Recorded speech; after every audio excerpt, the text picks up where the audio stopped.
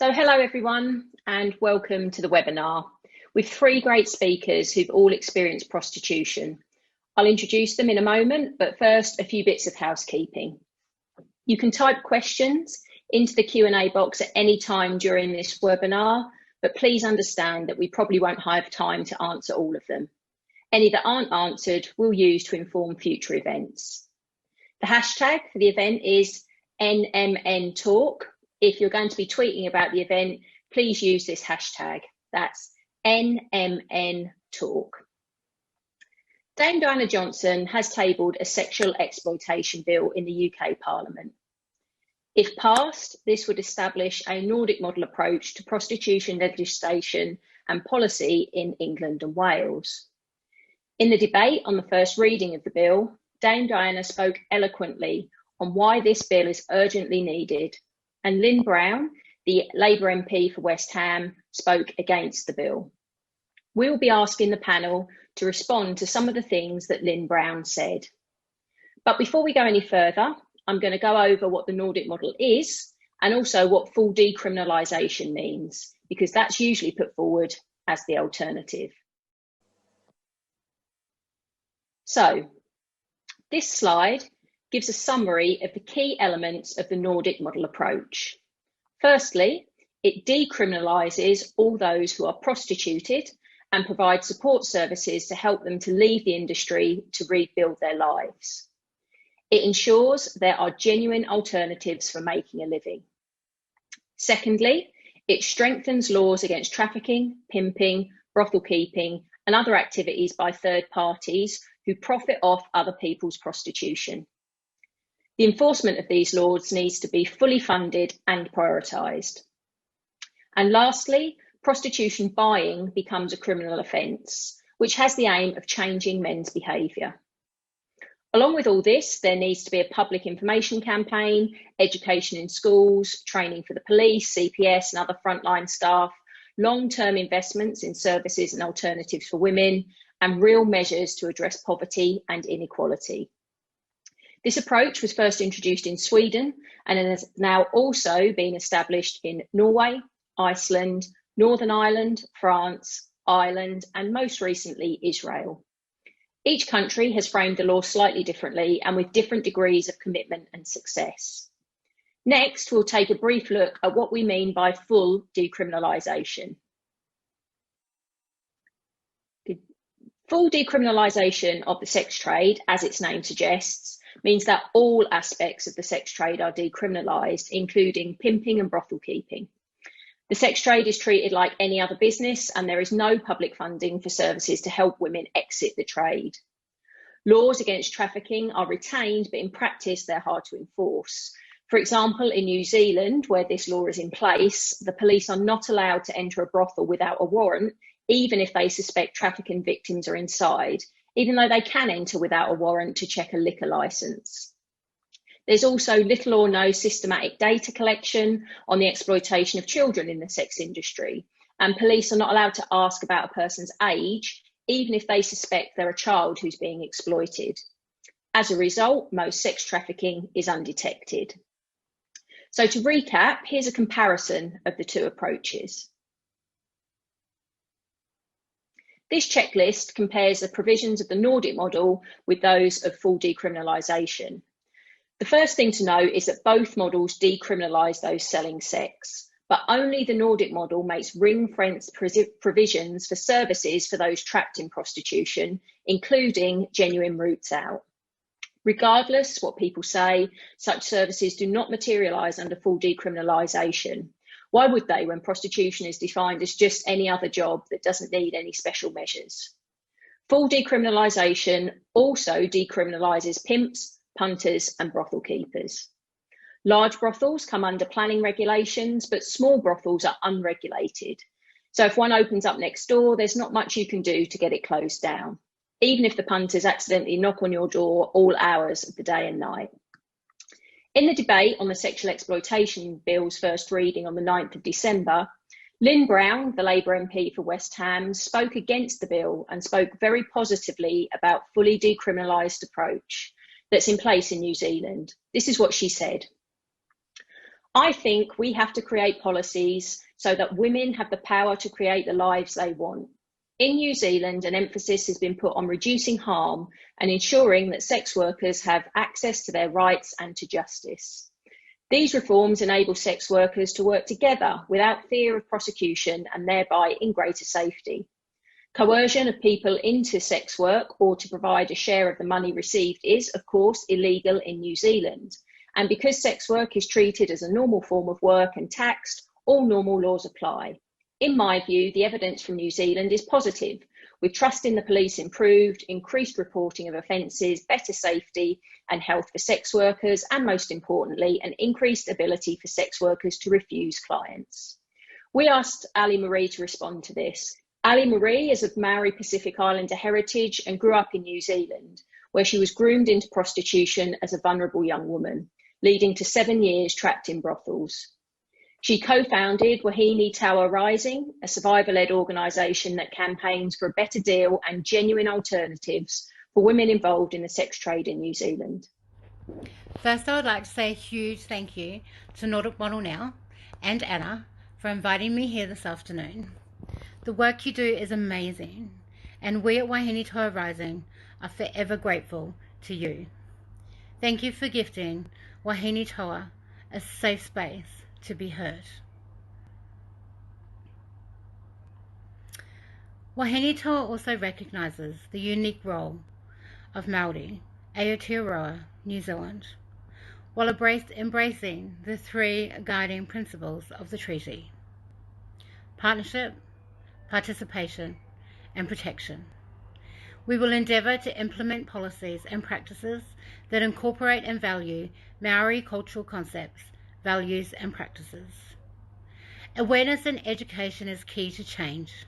It's important that our governments, our politicians, understand that if they're going to continuously reference Aotearoa New Zealand and our culture and our most vulnerable, that they hear from us as a culture, as a people, in any debate and any discussion.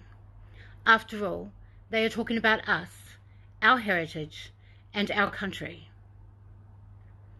Sadly, I don't feel this woman is educated on Aotearoa New Zealand at all, only hearing maybe what she wants to hear, or only hearing those who she can hear, while ignoring the voices of those who matter, and that's our most vulnerable women and children, who are majority women and children of colour. If she truly wants to make a uniform choice, if anyone really does, then they need to hear from all sides, not just the one who yelled the loudest. They need to hear from those who are constantly silenced, those too afraid to speak up, for fear of reprisal, for those who fear for their lives every minute of every day, and those who suffer in silence. Please, listen to what you cannot hear, and look where others are too blind to see, or where they just don't want to see. If you look for it, you will see the suffering. Or is it that the suffering is too painful for you to look at, so you just ignore it completely? I'm so freaking exhausted of over-explaining myself every moment. It really is so simple. Once you take that glamour away that so many seem to promote, and you peel back those layers, you will truly see what you need to see, what needs to be seen: the ugly, the fear, the shame, the poverty, the sadness, and the most darkness of our women and children. While some women may choose the sex trade and don't experience coercion, these women are a minority. We need to meet the needs of the most marginalised in the sex trade, who are being coerced into selling sex due to life circumstances such as poverty. Most importantly, we need to stop, listen, and show vulnerable women and children our respect by hearing them, seeing them. Let's focus on the choices of men and governments, and think about whether a trade that exploits those with few other choices is one we really want to see flourish. Is it not the job of governments and politicians, leaders, to protect our communities, to make them safer, to protect our most vulnerable. How and why then are they being ignored? Why are they not being heard in this debate? Why are they not being valued? In the 16 Myths of the Sex Trade booklet that we created with Katwa, we talk about the most common myth, that sex work is safe if it is fully decriminalized, which I will read to you now.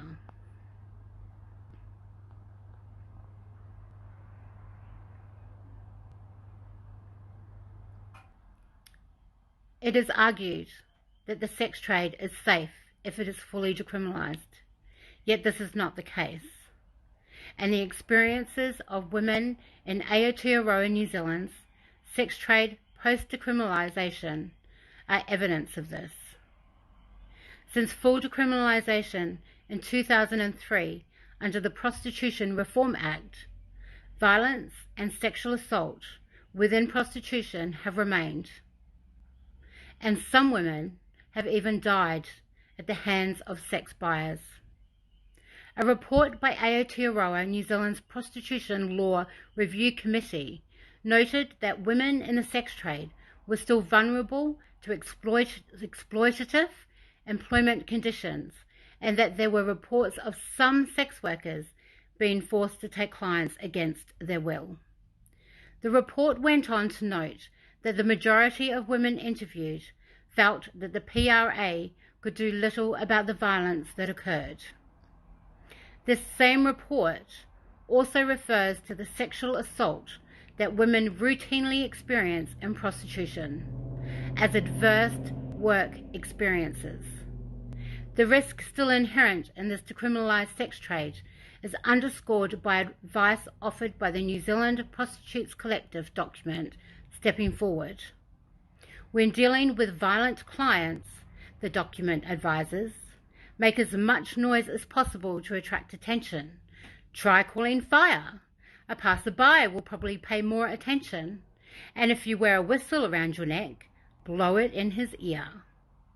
Decriminalization promotes women and girls as objects to be purchased, fuels men's entitlement, and contributes to society misogyny.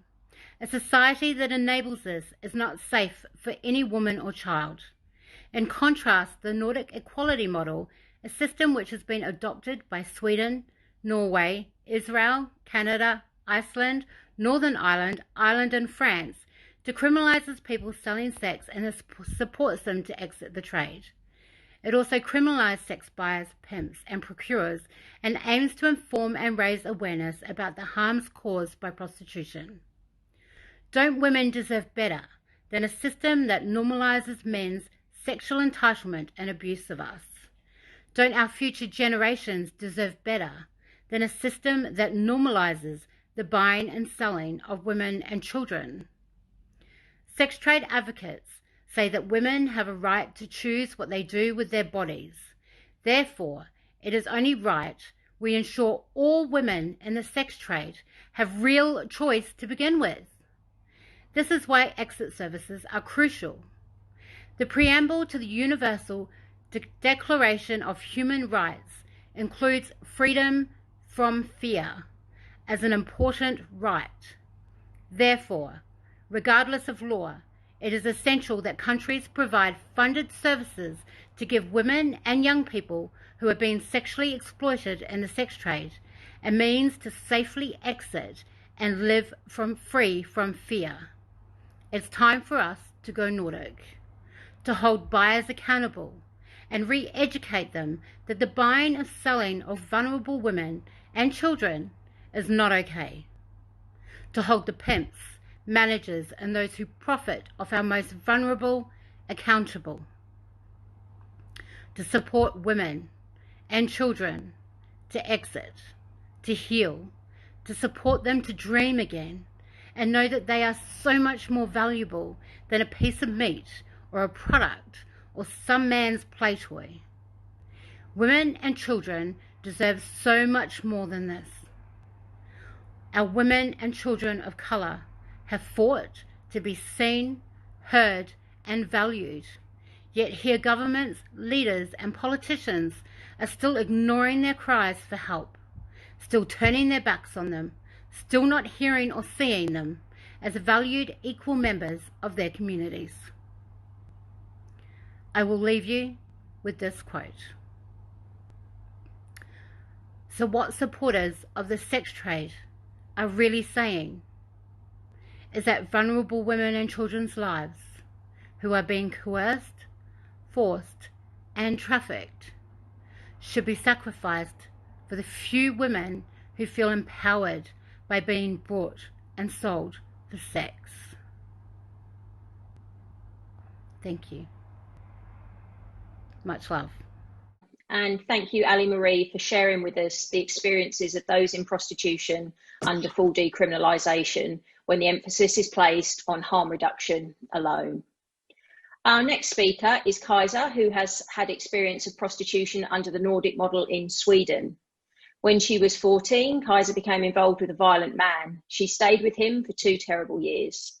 After she managed to get away, she started to abuse drugs and turned to prostitution to finance her habit. She is now 23 and has been clean for 3 years. She now fights for women's rights and is a member of Inte din Hora, an organisation of people who have experienced prostitution in Sweden. Lyn Brown made a number of negative claims about the impact of the Nordic model on women involved in prostitution. Some of those claims originated in a study conducted by Médecins du Monde in 2018 into how the Nordic model approach that was passed into law in France in 2016 was working out in practice. We won't discuss those claims today because we've published a critique of the study by the French NGO Amicale du Nid on our website. That concluded that the Médecins du Monde study was biased by its pro-prostitution position, was based on a naive belief in the possibility that prostitution happens in good conditions with good clients, autonomy and the free choice of those involved in it. And it also found that the Médecins du Monde report presented many alarming claims that simply weren't backed up by the data they collected. So I'm going to ask Kajsa to respond to the more general claims that Lyn Brown made about the Nordic model, namely that it puts women at greater risk, that women are less likely to report violence to the police, and because clients are frightened of being arrested, they insist that meetings happen in dark corners where the dangers for women are greater. So Kajsa, can you tell us a bit about the reality in Sweden? Has it turned out like Lyn Brown says, or is the reality somewhat different? Hello. First, I want to say that my English is not top-notch. So if I just change direction entirely, it's because I don't know what to say in English. In Sweden, we have the Nordic model, which Ellen already explained. I can't imagine living anywhere else where we're not protected by law like we are here. The law came after a big investigation.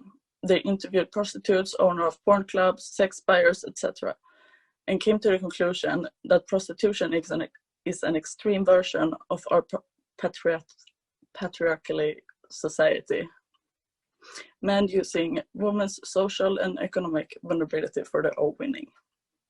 The law is not perfect. We still have problems here, but it still protects people in prostitution, and it also reduces the numbers of trafficking victims. Where do the police have the hardest time to investigate trafficking? The labor market. What would then happen if prostitution would be a normal job? It would be near impossible to investigate. So how does the laws help us? First, it's a comfort to know that the law is on your side. It makes the prices also a lot different here. A woman in prostitution here can take a lot more than in countries without the Nordic model. We can take more than double what someone in a brothel, for example, in Denmark would. And that excludes the price that they have to pay for even having a room. It also saves a lot of people from the sex industry. If prostitution would become the norm, it would be marketed as such. Small girls would learn that their bodies are products that can be sold and bought, and it would be totally normal. Young girls who had problem with money would walk by brothels every day. So they would probably start with that instead of having a weekend job when they're at school. Who will be economic and social probably not have any other choice. It makes it even harder for people to capitalize on our prostitution. We don't have as much pimps and because it's illegal. And since the Nordic model came to Sweden, we only have had one murder of a woman in prostitution. So it's heavily decreases the deadly violence. And I know there will be hidden statistics, but that's nothing I can count with because there is no way for me to know. And it's easy to say that most women in prostitution are women that troubled with traumatic past with sexual abuse, mental health issues, drug abuse, self-harm, and more. The sex industry is made to catch the most broken and vulnerable women and children. And this is why it's so important to be protected by law. We're not the one in the wrong here. And it's such a comfort to know that the law is backing you up. We also have exit organizations that help you stop with the prostitution. For example, we have Mika-mottagningen, and I have so many friends who had such good experiences and been able to quit prostitution just because of this help. I get so frustrated when I read about how Sweden is one of the worst sex workers, because it's really not. We have it so much, for me, we have it much greater than in, for example, Germany and New Zealand. I feel so disturbed when I hear the stories from the other speakers here, and it breaks my heart that they can't even get help for it. The prostitutions here in Sweden, they don't have it easy. I will never say that. We have a really hard time, and most of us have PTSD and really traumatic backgrounds. But we will always have the law backing us up. We will always have help that can make us stop. And we will always have society not telling us that what we're doing we have to do because it's a normal job. Here I can't go to work and tell my colleagues that I've been a prostitute, and they would cheer me on and ask me why I stopped, because I would probably make more money on it or something. The problem we have in Sweden is that we don't talk about these things. So that's why the law has been a little fucked up, because you get very shamed for being a prostitute, and the help is, you feel ashamed to get help, because in Sweden if you don't speak about it, it doesn't exist. And that's a lot of problems we have, not only with prostitution. I think Lyn Brown should come here and see how wrong she is, because her reality of how prostitution is in Sweden is not right. We don't only have really dangerous clients or sex buyers. There are no good sex buyers that disappears because the law changes. There are no good rapists and there are no bad rapists. Absolutely, there a difference between someone who just wants to have sex and someone who tortures you. But that doesn't have with the law.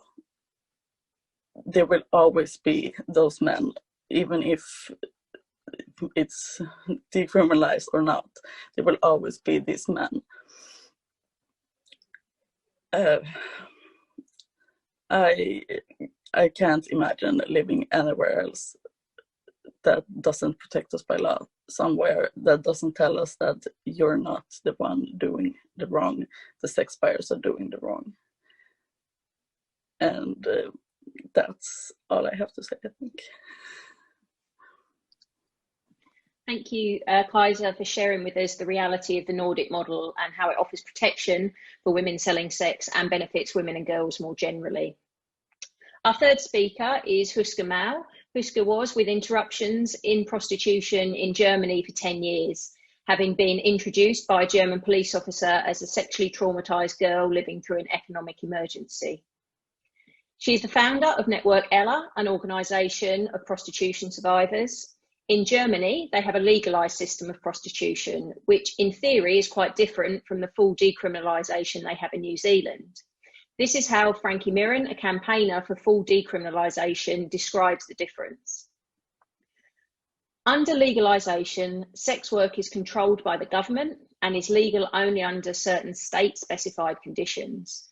Decriminalisation involves the removal of all prostitution-specific laws, although sex workers and sex work businesses must still operate within the laws of the land, as must any businesses. That said, there are in fact quite a lot of similarities.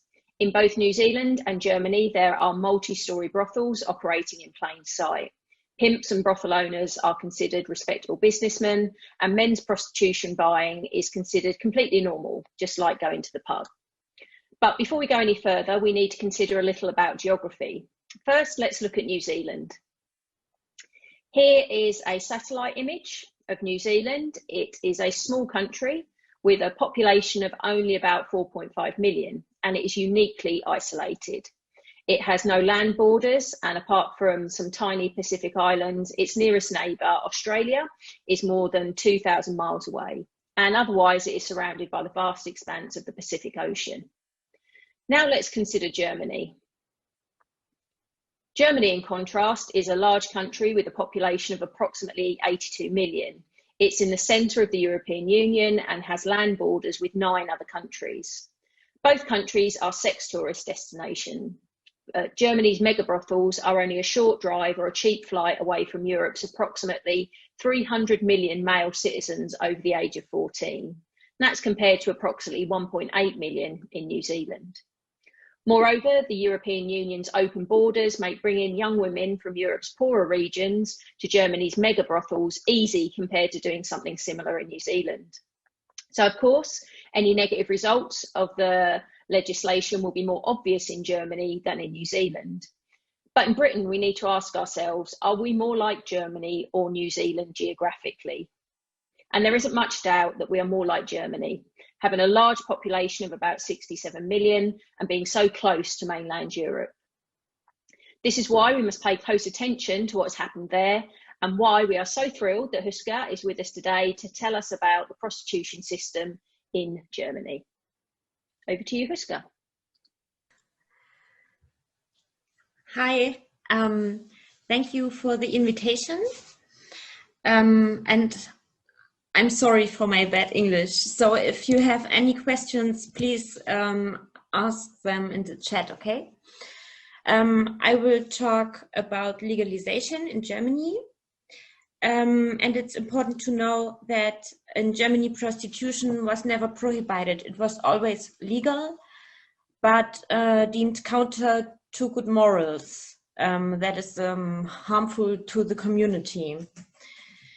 Therefore, prostituted women couldn't legally insist on their payment until in the year 2000 a court for administrative matters agreed in a lawsuit with 2 brothel keepers that prostitution must no longer be counted as counter to good morals. And as a result, the German Prostitution Act came into effect in 2002. The law means a type of legalization and was pushed for by the sex industry lobby. The law's purpose was to make prostitution safer for the women in it and to make it possible to them to take the buyers to court over non-payment and to ensure they would be able to enter regular health and social insurance services. This was not achieved. Only 44 women in Germany entered the regular state social security systems. The number of murders of prostituted women in Germany is very high, 100 women since the year 2002, when the law came into effect. And Germany has become a sex tourism destination. There has been a massive increase in the numbers of prostituted women, between 400,000 and 1 million, but we don't know exactly how many. What we do know, however, is that over 1 million men in Germany visit a brothel each day. The state has recognized that the law has failed. Unfortunately, it could not bring itself to consider the Nordic model. Since 2017, there has been an additional law, the Prostitutes Protection Act. So prostitution is still legal, but subjected to significantly tighter regulations. And these regulations mainly target prostituted women, not the sex buyers. As before, pimping is only illegal if it's deemed exploitative. That is, if the pimp keeps more than 50% of a prostituted woman's earnings. Regarding forced prostitution, there are no legal prosecutions without the victim's statements, which is a problem. It's up to the victim to prove the coercion or force, which leads to very few sentences, so 350 a year. So what happened in Germany since full legalization? Today, the police says that they see only 10% of the women have no pimp. They see that 90% of the women are migrants from very poor countries, mostly Romania and Bulgaria. And what we see is that prostitution is a very racist system, because it's usually the racially discriminated women who enter prostitution, like Roma women from Romania. And prostitution itself is racist too, because it fetishizes ethnicity. So we have brothels that have kind of an apartheid system when it comes to the prostituted women. So you go to the first floor and there are the Romanian women, you go to the second floor, there are Asian women, you go to the third floor, there are African women. And we see that prostitution in Germany makes the sex buyers more racist. They talk about, I'm not sure if I'm allowed to say that. They use very racist and sexist slurs against women, and they try to offer women, for example, from Syria, money for sex. So to allow prostitution makes a country more racist, because the sex buyers who, for example, buy Asian women won't see other non-prostituted Asian women as humans anymore. This is what we see. It's kind of like, yeah, as if we are still a colonialist country. Legalization normalizes prostitution. We have, for example, had a TV show that was called Pimp My Brothel, Pimp My Puff, wherein a brothel keeper who's now in jail for human trafficking went into the brothels to tell them what they can do better. And this is legalized here to do this.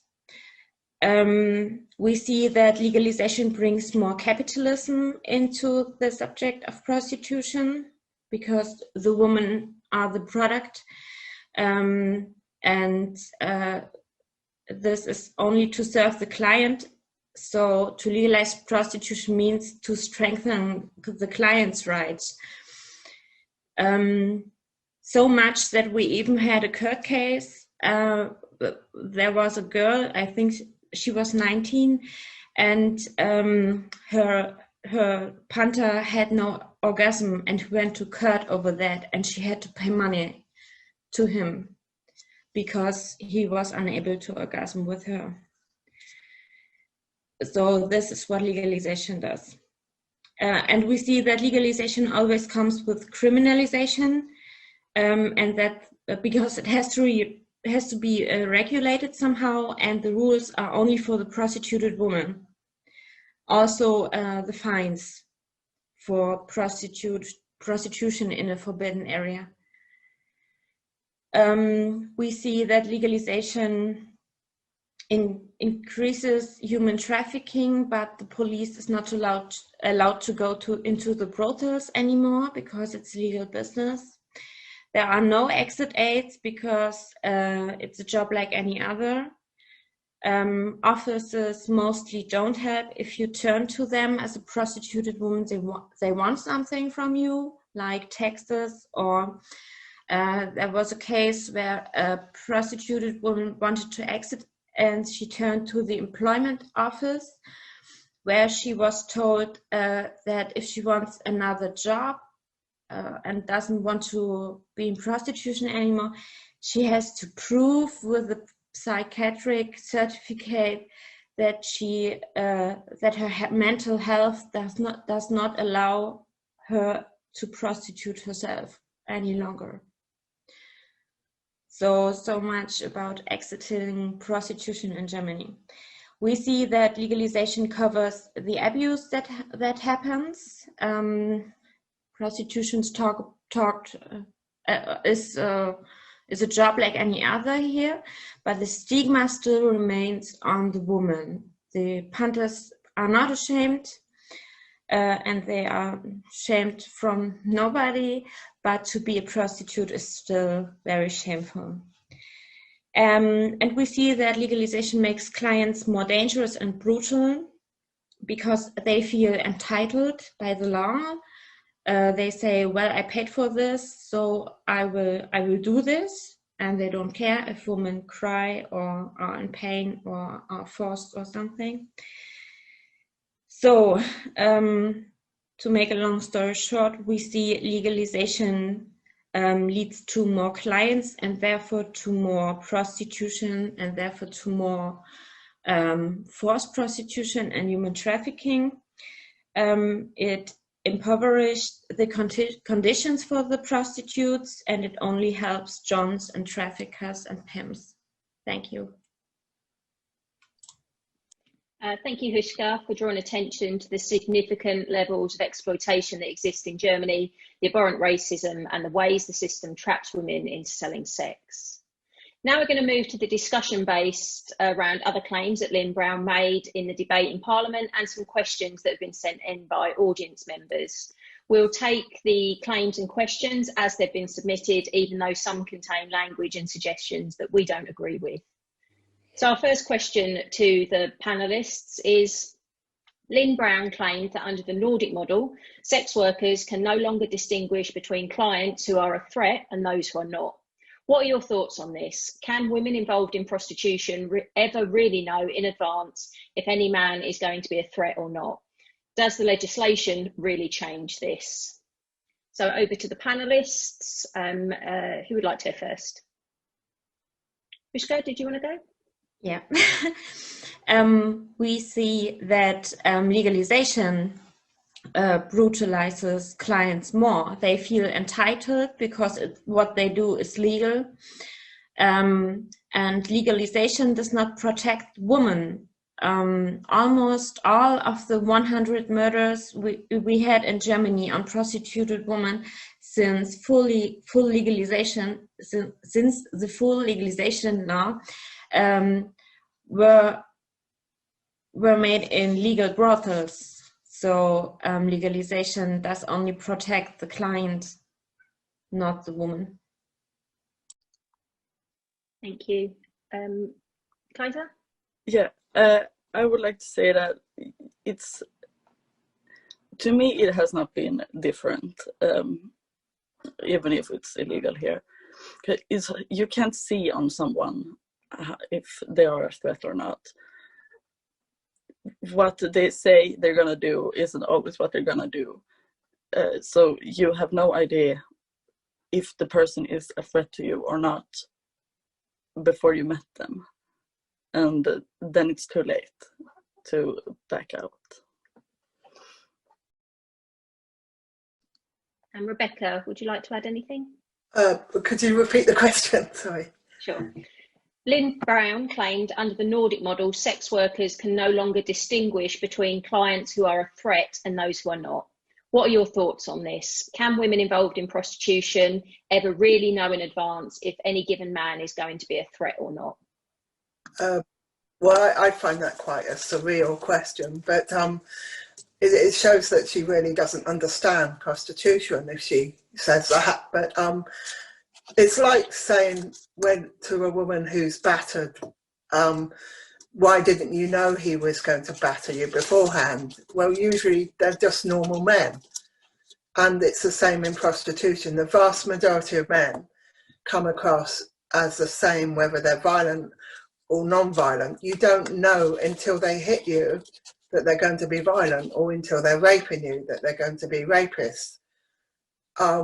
You know, men who buy sex are just like any other man on the street. And that's the main thing that needs to be known. Thank you. Thanks, Rebecca. So the second question, in the debate in Parliament, Lyn Brown argued against shutting down websites where women are advertised for sale and/or where punters can write reviews of the women they buy, because she thinks it would push them into the dark web and make women less safe because they won't be able to screen their clients. Do online advertising sites really make things safer for women involved in prostitution? And what are your thoughts about shutting down these sites and ones where punters post reviews? Who'd like to go first?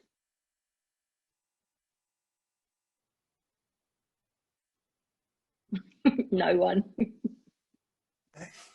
Rebecca? I'll have a go. Well, I think that the idea of shutting them down is a good idea, but it's in some ways we've kind of left it really late because they have got quite a hold on it now. But I think that to say that it makes it safer is actually quite wrong, because you can't make prostitution safer. You can make it safe enough that people can ignore it completely by making it indoors and putting it on the internet. But it doesn't mean that it's safe for the women. It just means that people refuse to see what is happening to the women. That is the way I see it. Thanks, Rebecca. Kaiser, did you want to say anything on that one? I can say that in Sweden, it's not legal to have those sites, but they use Danish servers to be able to run them either way. So there, I also love how she talks about the dark web, because that's not, you don't need to be on the dark web for that. You can talk about it anywhere. I got people on fucking Word Feud that want to buy sex from me on TikTok, on Snapchat, anywhere. You don't need to go to the dark web for that. So I don't know. Yeah. Thanks. And Huska, would you like to say anything on that one? Yeah, I would like to say something about the reviews in the Panthers forums, where they rate women and their services like products. And I think it's a very good idea to take this down, because these forums are not about screening clients. They are about referring to women as a product. And they use very, very sexist language. And they talk about very brutal things they do to this woman. And they push each other So when a punter only talks to other punters about the rapes he does, and the other punters tell him what they do to women, that creates very much drama. So in Germany, we had a woman. Her name was Garrett, and she had a punter who always visited her, and then wrote reviews that he thought she doesn't really respect him like he wanted her to. And the other clients said, yeah, that's true, she does not respect you, but it's your right, and she owes you sex, and so on. And in the end of the story, the punter murdered Garrett. So it's not only that those review forums are using very bad language and slurs and so on, they can also lead to more rape and to murder. Thank you. So our next question. Lyn Brown said, the truth is, I believe that sex work will be around for as long as there is poverty and inequality. And frankly, poverty and inequality are rife in our communities. Last year, before COVID hit, 2.4 million people were destitute in the UK, including more than 500,000 children. Those numbers will include many sex workers and their children. It looks like she's saying that prostitution is a solution to women's poverty, and that we must accept men having a right to buy sexual access to women because they're poor and desperate. What's your response to that?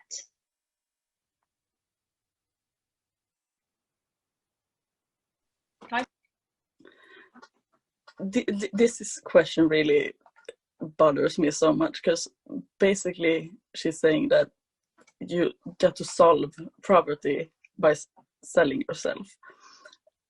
But why not focus on the poverty itself and why it is that way, instead of making women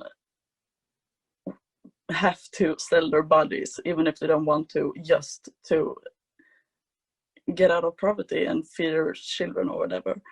It's so weird to me that she thinks this is like an argument for her, because focus on what the problem is, not how to. Yeah, no, it's so weird to me. Thank you. Rebecca, would you like to say anything?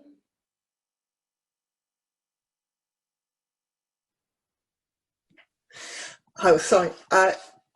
Well, I find this an argument that is used to silence exited women, because it's used to say you don't care about poverty. Almost, it's like, you know, and also I feel like it's really important to say that poverty is not the only reason that people become prostituted. There is multiple reasons why people become prostituted. Are they going to attack incest, attack the pornography in the same way that they would attack poverty? I doubt it very much. But I also think with poverty, we need to look very clearly at the fact that many women are poor, but the vast majority of women that are poor do not do prostitution. We need to say, why is this? If it is such a great answer, why do so many women refuse to do prostitution, even at the most dire circumstances? The reason is that prostitution is not, they know that prostitution will destroy them in the long term. I feel very angry that so many people on the left are using prostitution as a way of silencing exited women and silencing abolitionists. It is very cynical, in my opinion, and I'm sick and tired of it. Thank you. Thanks, Rebecca. Pushka, would you like to come in on that one? Yeah, I too think it's weird to see prostitution as a solution for poverty, because I don't know one woman who became rich from prostitution. Those who get rich from prostitution are not the ones who prostitute themselves. It's the pimps and the human traffickers and so on. And I don't really get it. Why should it be a solution to poverty, and why not help them without exploit them and traumatize them? Thank you. Okay, our next question was sent in before our last webinar, but we didn't get time to address it. Is it only the currently dangerous and inhumane working conditions that we oppose about prostitution, or are we opposing the industry on the basis that there's something inherently universally wrong about commodifying one's body, sexual privacy, etc., which even consent and physical well-being cannot justify? So in other words, if there were perfectly safe working conditions, and let's imagine for a second that is possible, would it all be fine? Or even then, would there still be something wrong?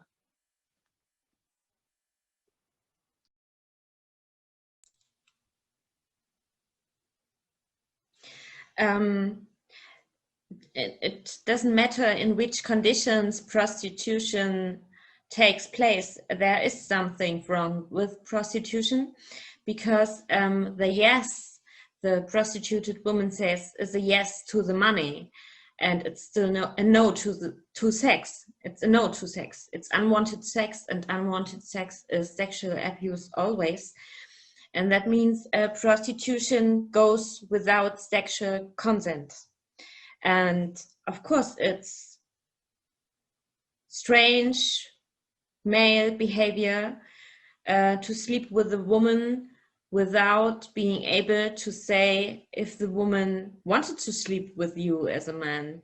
I mean, a punter cannot tell afterwards if the sex was forced or not, and he doesn't care. He goes away and he can't tell whether he just raped a woman, and he doesn't care. And that is clearly problematic sexual behavior. Thank you. Kaiser, did you want to come in on that one? I would like to say that it will always be universally wrong to buy another person. It's like Hushka said, we say yes to the money and no to the sex. Because if you ask any prostitute, if you would have sex with him without the money, would you do it? They would say no, because we don't want to have sex, we want to have the money. And Rebecca? Yeah, well, I agree with everything that everyone said, and also that it's like saying slavery is okay if it's in the house, and if the master or mistress says to them, "Oh, I like you," or something, to buy another human being is never right in any circumstance, and to justify it by saying, "Oh well, at least they're not hit, at least they're not being raped," that is really so detached from reality. I find the whole thing of a lot of what the sex work lobby says is completely detached from our reality, and is very sad. Thank you. Thanks, Rebecca. Next question. While a sex buyer law may reduce demand somewhat, we know it won't While a sex buyer law may reduce demand somewhat, we know it won't deter those who happily rape and abuse women and children. So what else would the survivors suggest should be done about trafficking, both domestic and international? Rebecca, would you like to go first on that one? Really? You can say. Or not. I'll listen to others first. Okay, Hushka, would you like to come in on that one? No, and Kaiser? I don't think I really understand the question. So I think that what the question is asking is that a sex buyer law may reduce demand, but there will still always be a minority group of men who want to abuse women and children. So what else can we do beyond the law to change that? I think we have to, first of all, like, talk about women in a non-product way, and talk to boys about what's okay and not okay. Because right now we're teaching boys the wrong thing while they're really small. Like, if you pull a girl's hair, you like her, and stuff like that. So I don't think it's weird. It's so weird to me that you think that the sex, these men doesn't just come out only because it's okay to buy sex. They have always been there, and they will always be there, and that does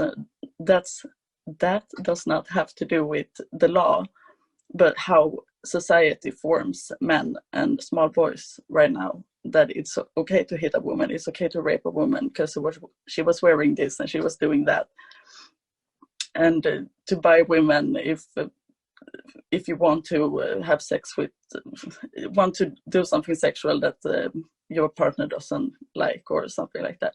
We have to start from the beginning and not go to the problem now. Okay, how to stop trafficking now?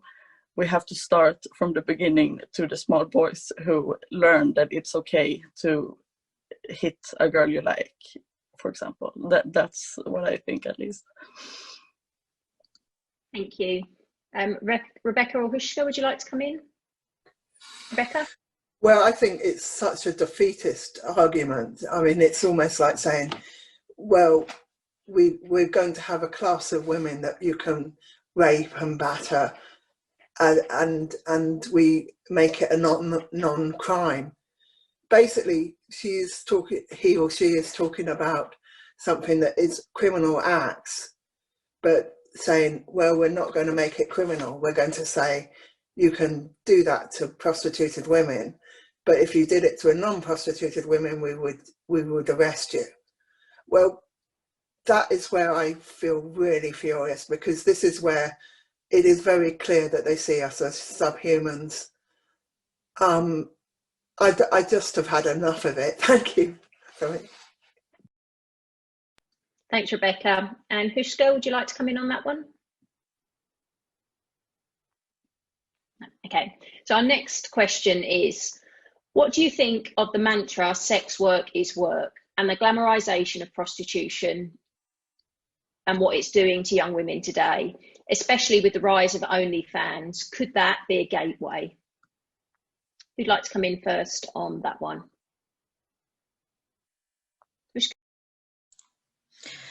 I think the fairy tale of sex workers' work is harmful to women and girls and boys, because it tells girls that sex is work they have to do for the men, and it's there only for the pleasure of the boys or the men, and still work for the girls, and they have to deliver. And I think OnlyFans is a big gateway to that. Because when it comes to the objectification of women in the porn industry and in the sex industry in general, most women who enter prostitution come from the porn section first. Thanks, Hushka. Anyone else like to come in on that question about sex work is work and OnlyFans?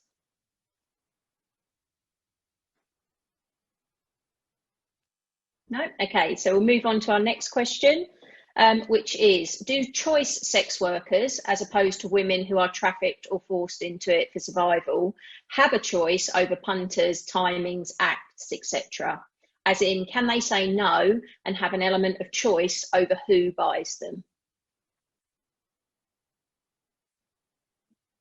Hushka, did you want to come in on that one? Yeah, okay. I think the separation in women who have no agency and cannot decline punters, and in women who have more agency and can say no to a special punter makes no sense, because in the end, she has to do one of the punters because she needs the money. And some women may have more agency, but that doesn't change a thing. There's at least economical pressure in it. And I always wonder why we make this a question of women's agency when in fact it is men's behavior that is problematic. Because I mean, what a punter does is having sex with a woman without consent, and that is what we should talk about. And it's not relevant if there are women who are sometimes allowed to say no to a special punter. This is not the question. This is not why prostitution is bad. Prostitution is bad because it allows men to behave in a very problematic way sexually.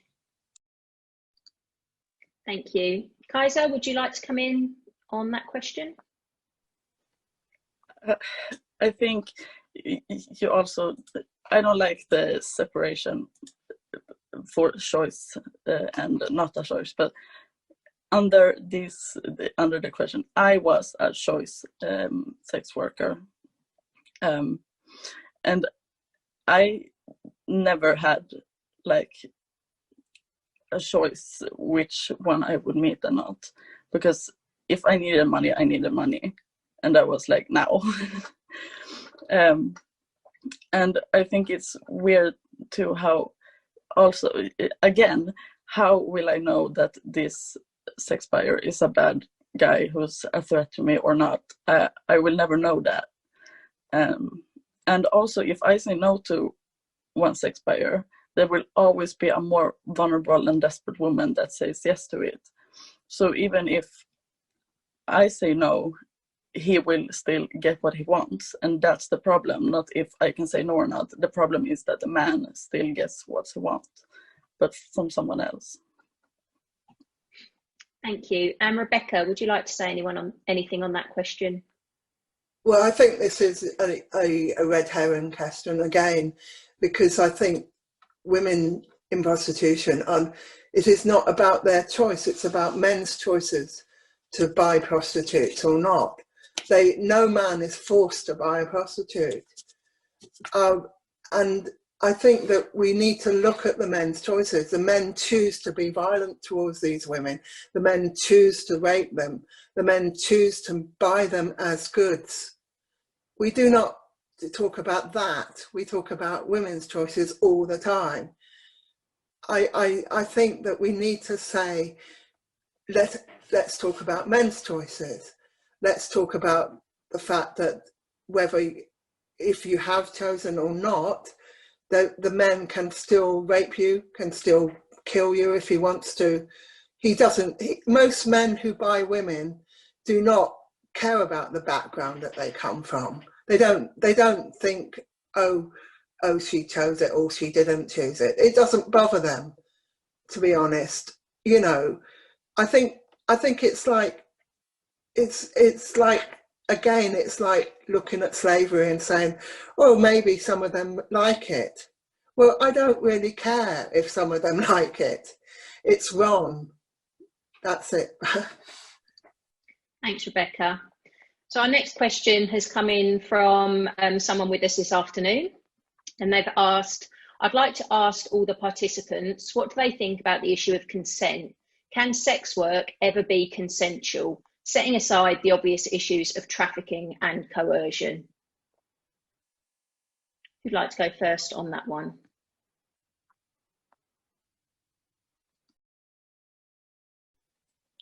No. If there is money involved or some other Yeah, if there is money involved, there is not consent anymore, because then there is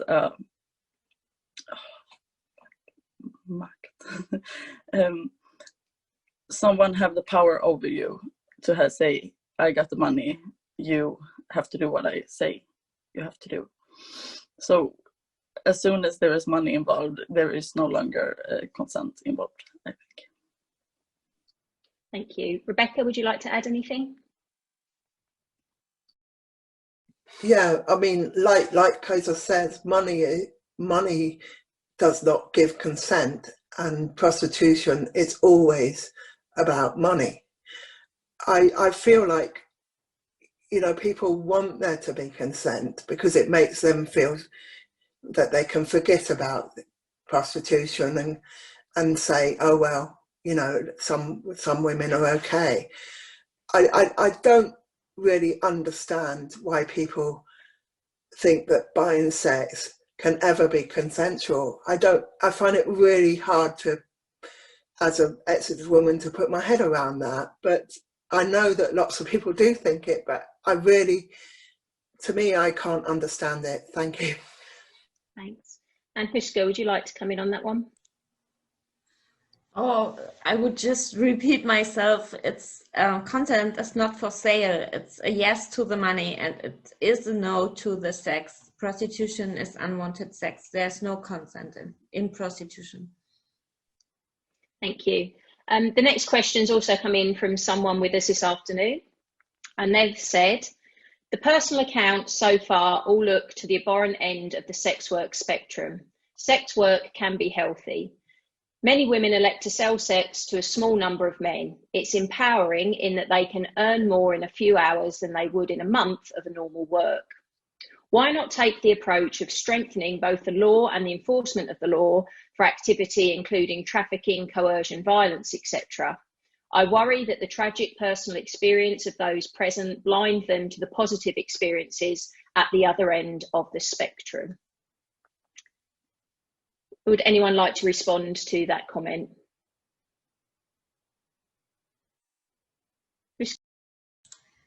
Okay, that was hard to listen to. We have to answer the question, do we allow men to have sex without consent, yes or no? This is the question, and not if there are some women, a few women who maybe like to be in prostitution. This is the minority, and the Nordic model does not take away their sex work stuff. They can still prostitute themselves if they want to. But the Nordic model answers the question, do we allow problematic sexual behavior from men? No, we don't. And the Nordic model helps to fight against human trafficking and forced prostitution, because oh my God, my grammatics. So when we have very few panthers, as a consequence of the Nordic model, we have less prostitution, we have less prostitutes, and therefore automatically less human trafficking and less forced prostitution. Though the Nordic model is the law we should implement when it comes to the fight against human trafficking and forced prostitution. Thank you. Kaiser, did you want to come in on that? Okay, and Rebecca. Well, you know, this is quite in some ways it's a quite insulting question, really. You know, to say that it's just a sad story that we're telling is actually, you know, when they listen to women who they choose to listen to, they often get them to talk about their individual experiences. That's not called a story, that's called factual or whatever. You know, I think that it is a way of saying, we don't want to hear about the pain, we don't want to know about grief, we don't want to know about trauma. That's all too difficult. Let's talk about these so-called happy hookers, you know, because that will make us all feel at ease, and we can watch nice television programs about prostitutes being really happy, and then we can all go to bed. I really think that we need to say the reality is that no prostitute can ever be safe, whatever form of prostitution she is in. There is no form of prostitution that is safe enough to be allowed, and that is the bottom line. Thank you. Thanks, Rebecca. So we have one final question. Do you agree with Dame Diana Johnson, who wants to bring the Nordic model to England and Wales, or do you agree with Lyn Brown, who opposes it and thinks it will put women at risk? So we'll start, I'll go in the order I can see people, so we'll start with Kaiser. This should not be a question. I think we all will agree with Diana, because Lyn Brown obviously don't know what she's talking about. She don't have any clue what prostitution is about and why women choose prostitution or choose. Thank you. Rebecca. Yeah, I mean, obviously I agree with Diane, and you know, I feel that Lyn Brown needs to meet exited women, basically. And Huska. Yeah, I agree with Diane too. In Germany, we have so many women fighting for the Nordic model, many prostituted women too. And we want it because we know what legalization does and how dangerous it is. And we are so hurt. There's so much trauma. And we are absolutely desperate for the Nordic model. And we don't only want it, we need it, because women in prostitution are raped and trafficked and murdered every day. We need it. Thank you so much. Okay, so we're practically out of time. So first I want to thank our incredible panelists for giving up their time and sharing their knowledge and experience so brilliantly. Before we close, I just want to mention that what you can do if you're convinced that the Nordic model is the best option for women. If you live in England and Wales, please write to your MP and ask them to support Dame Diana's Sexual Exploitation Bill. We've got a tool that you can use to send a template email to your MP in about 2 minutes, and we've also got information and tips for writing your own letter on our website. There are links on the homepage of our website, so just go to nordicmodel.org and take it from there. Otherwise, the most important thing you can do is raise awareness. We have loads of information on our website. Please do read it and share it. Watch our YouTube videos, listen to our podcasts, and please follow us on social media. We're on YouTube, Twitter, Facebook, Instagram, and Spinster as @Nordic Model Now. Please follow us and like and share our stuff. We're going to close today's webinar with a short film on the Nordic model in Sweden that has been made specially for us by Green Price Davies. Thank you everyone for coming today. We hope to see you again at another webinar soon.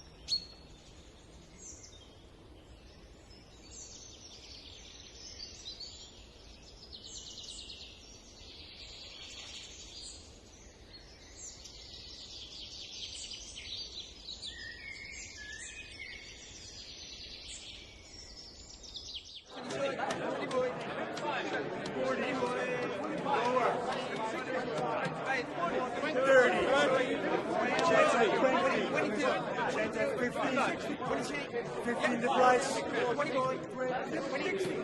15 the price. Chance at 20. 25. 25. 35. 20. 25.